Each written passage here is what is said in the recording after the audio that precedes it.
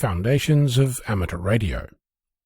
We describe the relationship between the power of a wanted signal and unwanted noise as the signal-to-noise ratio, or SNR.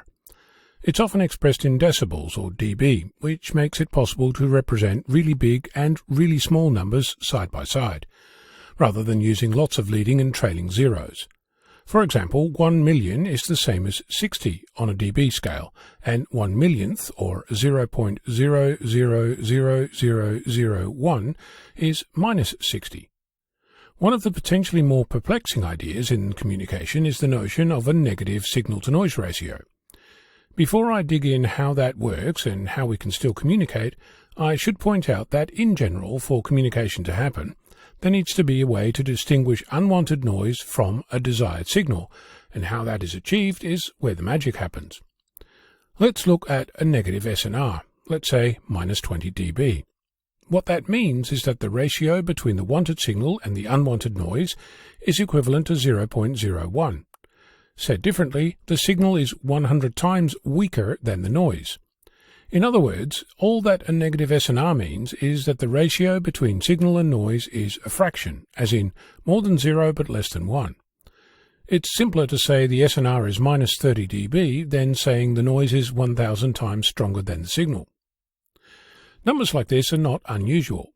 The Weak Signal Propagation Reporter, or WSPR, is often described as being able to work with an SNR of minus 29 dB.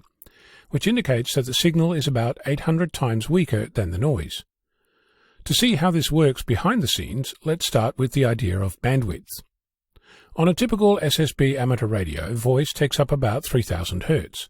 For better readability, most radios filter out the lower and upper audio frequencies. For example, my Yaesu FT857D has a frequency response of 400 Hz to 2600 Hz for SSB.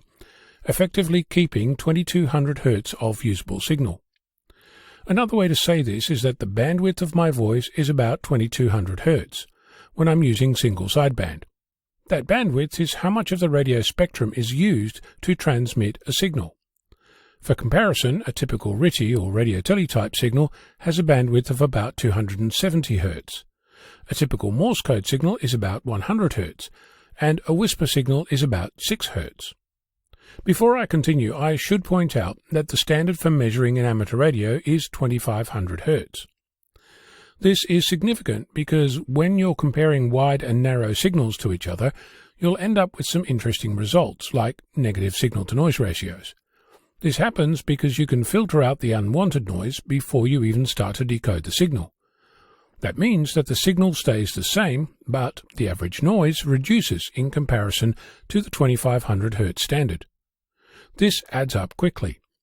For a Morse code signal, it means that turning on your 100 Hz filter will feel like improving the signal-to-noise ratio by 14 dB. That's a 25-fold increase in your desired signal.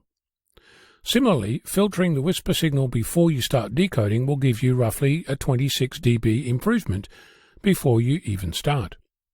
But there's more, since I started off with claiming that whisper can operate with an SNR of minus 29 dB. I'll note that minus 29 dB is only one of the many figures quoted.